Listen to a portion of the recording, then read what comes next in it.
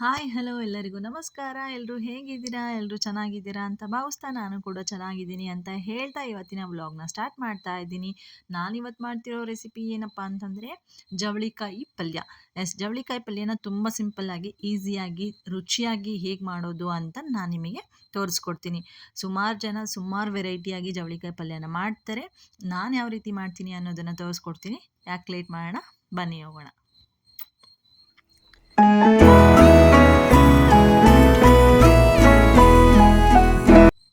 ಫಸ್ಟಿಗೆ ನಾನಿಲ್ಲಿ 1/4 ಕೆ ಜಿಯಷ್ಟು ಜವಳಿಕಾಯಿನ ತೊಗೊಂಡ್ಬಿಟ್ಟು ನೀಟಾಗಿ ಕಟ್ ಮಾಡಿ ಒಂದು ಅರ್ಧ ಇಂಚ್ ಸೈಜಷ್ಟು ಕಟ್ ಮಾಡಿ ಎತ್ತಿಟ್ಕೊಂಡಿದ್ದೀನಿ.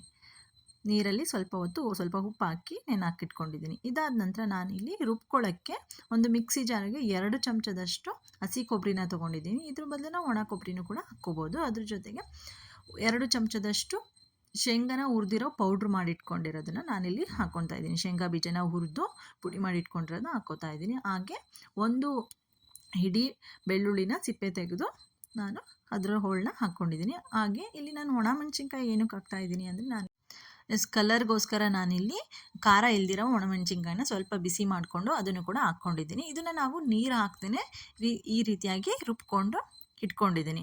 ಇಲ್ಲಿ ನಾನು ಒಗ್ಗರಣೆ ಮಾಡ್ಕೊಳ್ಳೋಕ್ಕೆ ಹಸಿ ಶುಂಠಿ ಬೆಳ್ಳುಳ್ಳಿ ಜಜ್ಕೊಂಡಿದ್ದೀನಿ. ಹಾಗೆ ಒಂದು ಟೊಮ್ಯಾಟೊ, ಒಂದು ಈರುಳ್ಳಿನ ಸಣ್ಣ ಸಣ್ಣದಾಗಿ ಹೆಚ್ಚಿಟ್ಕೊಂಡಿದ್ದೀನಿ. ಇದಾದ ನಂತರ ಒಂದು ಕುಕ್ಕರ್ ಪ್ಯಾನ್ನ ಇಟ್ಕೊಂಡು ಅದಕ್ಕೆ ಒಗ್ಗರಣೆಗೆ ಬೇಕಾದಷ್ಟು ನಾವು ಎಣ್ಣೆನ ಹಾಕ್ಕೊಳ್ಳೋಣ. 1-2 ಚಮಚದಷ್ಟು ಎಣ್ಣೆನ ಹಾಕ್ಕೊಂಡು ಎಣ್ಣೆ ಕಾದ ನಂತರ ಇದಕ್ಕೆ ಸಾಸಿವೆ ಜೀರಿಗೆ ಹಾಕಿ ಒಗ್ಗರಣೆನ ಕೊಟ್ಕೊಳ್ಳೋಣ.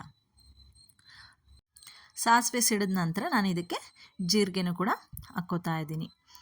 ಇನ್ನೂ ಯಾರೆಲ್ಲ ನನ್ನ ಚಾನಲ್ಗೆ ಸಬ್ಸ್ಕ್ರೈಬ್ ಆಗಿಲ್ಲ, ಸಬ್ಸ್ಕ್ರೈಬ್ ಆಗಿ ಅಂತ ಹೇಳ್ತಾ ವಿಡಿಯೋನ ಕೊನೆವರೆಗೂ ಸ್ಕಿಪ್ ಮಾಡದೆ ನೋಡಿ. ಹಾಗೆ ಕೊನೆಯದಾಗಿ ಲೈಕ್ ಕೊಡೋದನ್ನ ಮರಿಬೇಡಿ. ಸಾಸಿವೆ ಜೀರಿಗೆ ಸಿಡಿದ ನಂತರ ನಾನು ಇದಕ್ಕೆ ಈರುಳ್ಳಿನ ಹಾಕ್ಕೋತಾ ಇದ್ದೀನಿ. ಈರುಳ್ಳಿನ ಸ್ವಲ್ಪ ಚೆನ್ನಾಗಿ ಹುರ್ಕೊಳ್ಳೋಣ. ಸ್ವಲ್ಪ ಕೆಂಪಗಾಗುವಷ್ಟು ನಾವಿಲ್ಲಿ ಈರುಳ್ಳಿನ ಚೆನ್ನಾಗಿ ಬಾಡಿಸ್ಕೋಬೇಕು.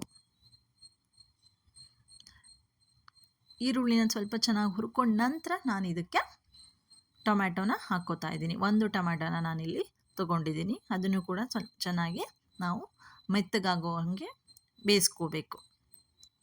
ಹಾಗೆ ಈ ಒಂದು ತರಕಾರಿಗೆ ನೀವೇನಂತ ಕರಿತೀರಾ ಅಂತ ನನಗೆ ಕಮೆಂಟ್ ಬಾಕ್ಸಲ್ಲಿ ತಿಳಿಸಿ. ನಾವಿದನ್ನು ಜವಳಿಕಾಯಿ ಅಂತ ಕರಿತೀವಿ. ಸೊ ಒಬ್ಬೊಬ್ಬರು ಗೋರಿಕಾಯಿ ಅಂತಾರೆ, ಒಬ್ಬರು ಚವಳಿಕಾಯಿ ಅಂತಾರೆ. ಸೊ ಅದಕ್ಕೋಸ್ಕರ ನೀವು ನಿಮ್ಮ ಸೈಡ್ ಏನಂತ ಕರಿತೀರಾ ಅಂತ ಕಮೆಂಟ್ ಬಾಕ್ಸಲ್ಲಿ ತಿಳಿಸಿ. ನಾನು ಇದಕ್ಕೆ ಈರುಳ್ಳಿ ಟೊಮ್ಯಾಟೊ ಜೊತೆಗೆ ಜಜ್ಕೊಂಡಿರೋ ಶುಂಠಿ ಬೆಳ್ಳುಳ್ಳಿ ಪೇಸ್ಟ್ನ ಹಾಕಿ ಚೆನ್ನಾಗಿ ಬಾಡಿಸ್ಕೊಂಡ ನಂತರ ಇದಕ್ಕೆ ನಾನು ನೀಟಾಗಿ ಹೆಚ್ಕೊಂಡು ತೊಳ್ಕೊಂಡು ಇಟ್ಕೊಂಡಿರೋ ಜವಳಿಕಾಯಿನ ಹಾಕ್ಕೋತಾ ಇದ್ದೀನಿ.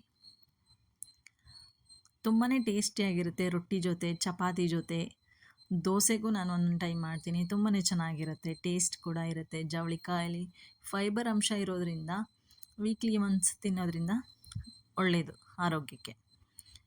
ಚೆನ್ನಾಗಿ ಜವಳಿಕಾಯಿನ ಹಾಕಿ ಮಿಕ್ಸ್ ಮಾಡಿದ ನಂತರ ನಾನು ಇದಕ್ಕೆ ಖಾರದ ಪುಡಿನ ಹಾಕ್ಕೋತಾ ಈಗ ಹಾಕ್ತಾ ಇರೋದು ಖಾರದ ಪುಡಿ ಬಂದುಬಿಟ್ಟು ಖಾರಕ್ಕೋಸ್ಕರ. ಫಸ್ಟಿಗೆ ಒಣಮೆಣ್ಸಿನ್ಕಾಯಿ ಹಾಕಿರೋದು ಜಸ್ಟ್ ಕಲರಿಗೋಸ್ಕರ. ನೀವು ಖಾರದ ಮೆಣಸಿನ್ಕಾಯಿ ಇದ್ದರೆ ಇಲ್ಲಿ ಖಾರದ ಪುಡಿ ಹಾಕ್ಕೊಳ್ಳೋ ಅವಶ್ಯಕತೆ ಇರಲ್ಲ.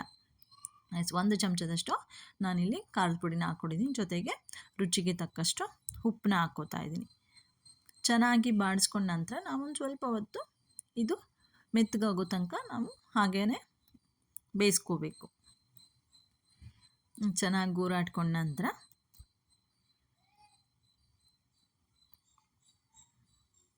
ತುಂಬಾ ಟೇಸ್ಟಿಯಾಗಿರುತ್ತೆ. ಟ್ರಸ್ಟ್ ಮೀ, ಎಲ್ರಿಗೂ ಇಷ್ಟ ಆಗುತ್ತೆ. ಮನೇಲಿ ವೆರೈಟಿಯಾಗಿ ನಾವು ಜವಳಿಕಾಯಿ ಪಲ್ಯನ ಮಾಡ್ಕೊಂಡು ತಿಂದಿರ್ತೀವಿ. ಸೊ ಇದನ್ನು ಒಂದು ಸಲ ಟ್ರೈ ಮಾಡಿ ಹೇಗೆ ಬಂತು ಅನ್ನೋದನ್ನು ನನಗೆ ಕಮೆಂಟ್ ಬಾಕ್ಸಲ್ಲಿ ತಿಳಿಸಿ. ಇದನ್ನು ಹೀಗೆ ಒಂದು ಸ್ವಲ್ಪ ಹೊತ್ತು ಕುದಿಲಿಕ್ಕೆ ಬಿಟ್ಕೊಳ್ಳೋಣ.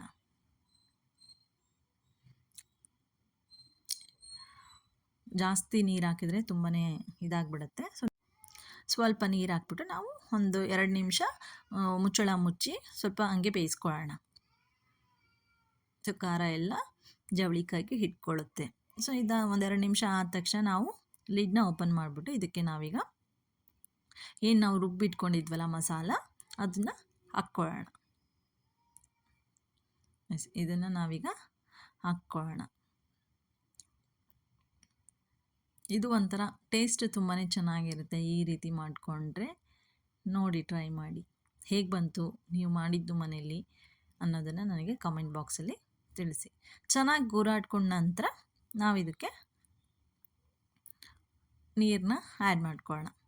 ಕುದೀತಾ ಇದೆ ಇದು ಆಲ್ರೆಡಿ.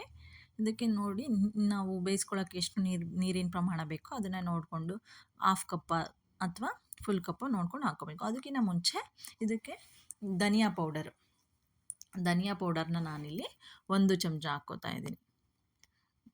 ಧನಿಯಾ ಪೌಡ್ರ್ ಹಾಕಿದ ತಕ್ಷಣ ನೀರನ್ನ ಹಾಕ್ಬಿಟ್ಟು ಚೆನ್ನಾಗಿ ಗೂರಾಡ್ಕೊಳ್ಳೋಣ. ತುಂಬ ನೀರು ಹಾಕೋಕ್ಕೆ ಹೋಗಬಾರ್ದು. ಒಂದು ಅರ್ಧ ಕಪ್ಪಷ್ಟು ಹಾಕಿದರೆ ಸಾಕು. ಬೇಯೋಕ್ಕೆ ಎಷ್ಟು ಬೇಕೋ ಜವಳಿಕಾಯಿ, ಸೊ ಅಷ್ಟು ಹಾಕ್ಕೊಂಡ್ರೆ ಸಾಕು. ಇದನ್ನು ನಾವು ಹಾಗೆ ಒಂದು ಲಿಡ್ ಓಪನ್ ಮಾಡಿನೇ ಒಂದು 5 ಮಿನಿಟ್ಸು ಚೆನ್ನಾಗಿ ಕುದಿಯೋ ತನಕ ಕುದಿಸ್ಕೊಳ್ಳೋಣ. ಅದು ಮಸಾಲೆ ಎಲ್ಲ ನೀಟಾಗಿ ಇಟ್ಕೊಳ್ಳುತ್ತೆ. ನಾವು ಕುಕ್ಕರಲ್ಲಿ ಮಾಡ್ಕೊಂಡು ತಿನ್ನೋದಕ್ಕಿಂತ ಪಾತ್ರೆಯಲ್ಲಿ ಮಾಡ್ಕೊಂಡು ತಿಂದ್ರೇ ತುಂಬಾ ರುಚಿಯಾಗಿರುತ್ತೆ. ಸೊ ನಾನು ಲೇಟ್ ಆಗುತ್ತೆ ಅನ್ನೋ ಕಾರಣಕ್ಕೆ ಕುಕ್ಕರಲ್ಲಿ ಮಾಡ್ತಾಯಿದ್ದೀನಿ. ನಾನಿಲ್ಲಿ ಒಂದು ಮುಚ್ಚಳ ಮುಚ್ಚಿ ಕುದ್ದಾದಮೇಲೆ ಆಲ್ರೆಡಿ ಒಂದು 45% ಬೆಂದೋಗಿರುತ್ತೆ. ಸೊ ಒಂದೇ ಒಂದು ವಿಷಲ್ ನಾವು ಕೂಗಿಸ್ಬಿಟ್ಟು ಹಾಗೆ ಓಪನ್ ಮಾಡ್ಕೊಂಡಿದ್ದೀನಿ. ಈ ಒಂದು ಜವಳಿಕಾಯಿ ಪಲ್ಯ ರೆಡಿಯಾಗಿದೆ. ಇದ್ರ ಮೇಲೆ ನಾನು ಕಟ್ ಮಾಡಿ ಇಟ್ಕೊಂಡಿರೋ ಕೊತ್ತಂಬರಿನ ಹಾಗೆ ಮೇಲೆ ಹಾಕ್ಬಿಟ್ಟು ನೀಟಾಗಿ ಮಿಕ್ಸ್ ಮಾಡ್ಕೋತೀನಿ. ತುಂಬಾ ಚೆನ್ನಾಗಿ ಬರುತ್ತೆ. ನೀವು ಕೂಡ ಮನೇಲಿ ಟ್ರೈ ಮಾಡೋದನ್ನ ಮರಿಬೇಡಿ. ಹಾಗೆ ಇನ್ನೂ ಯಾರೆಲ್ಲ ನನ್ನ ಚಾನಲ್ಗೆ ಸಬ್ಸ್ಕ್ರೈಬ್ ಆಗಿಲ್ಲ ದಯವಿಟ್ಟು ಸಬ್ಸ್ಕ್ರೈಬ್ ಆಗಿ. ಹಾಗೆ ಸಬ್ಸ್ಕ್ರೈಬ್ ಆಗಿರೋರಿಗೆ ತುಂಬಾ ಧನ್ಯವಾದಗಳು. ಹಾಗೆ ಕೊನೆಯದಾಗಿ ಲೈಕ್ ಕೊಡೋದನ್ನ ಮರಿಬೇಡಿ. ಇನ್ನು ಯಾರೆಲ್ಲ ಸಬ್ಸ್ಕ್ರೈಬ್ ಆಗದೆ ನೋಡ್ತಾ ಇದ್ದೀರಾ ಅವರು ಕೂಡ ಸಬ್ಸ್ಕ್ರೈಬ್ ಆಗಿ ಅಂತ ಹೇಳ್ತಾ ಇವತ್ತಿನ ರೆಸಿಪಿನ ನಾನು ನಿಮಗೆ ತೋರಿಸ್ತಾ ಇದ್ದೀನಿ. ಇದನ್ನು ನಾನಿವತ್ತು ಜೋಳದ ರೊಟ್ಟಿ ಜೊತೆ ಮಾಡ್ಕೊಂಡಿದ್ದೀನಿ. ಇದಾಗಿತ್ತು ಇವತ್ತಿನ ವ್ಲಾಗ್ ಜವಳಿಕಾಯಿ ಪಲ್ಯ. ಐ ಹೋಪ್ ಈ ವಿಡಿಯೋ ನಿಮಗೆಲ್ಲ ಇಷ್ಟ ಆಗಿದೆ ಅಂತ ಭಾವಿಸ್ತಾ ಇವತ್ತಿನ ವ್ಲಾಗ್ನ ನಾನು ಇಲ್ಲಿಗೆ ಎಂಡ್ ಮಾಡ್ತಾ ಇದ್ದೀನಿ. ಹಾಗೆ ಇನ್ನೂ ಒಂದು ಒಳ್ಳೆ ರೆಸಿಪಿ ಜೊತೆ ನಾನು ನಿಮ್ಮನ್ನು ನೆಕ್ಸ್ಟ್ ವ್ಲಾಗಲ್ಲಿ ಭೇಟಿ ಆಗ್ತೀನಿ. ಅಲ್ಲಿವರೆಗೂ keep watching Yashoda Keshav YouTube channel. ಹಾಗೆ ಕೊನೆವರೆಗೂ ನೋಡಿ, ಕೊನೆಗೆ ಲೈಕ್ ಕೊಡೋದನ್ನ ಮರಿಬೇಡಿ, ಜೊತೆಗೆ ಸಬ್ಸ್ಕ್ರೈಬ್ ಆಗೋದನ್ನ ಮರಿಬೇಡಿ. Thank you so much.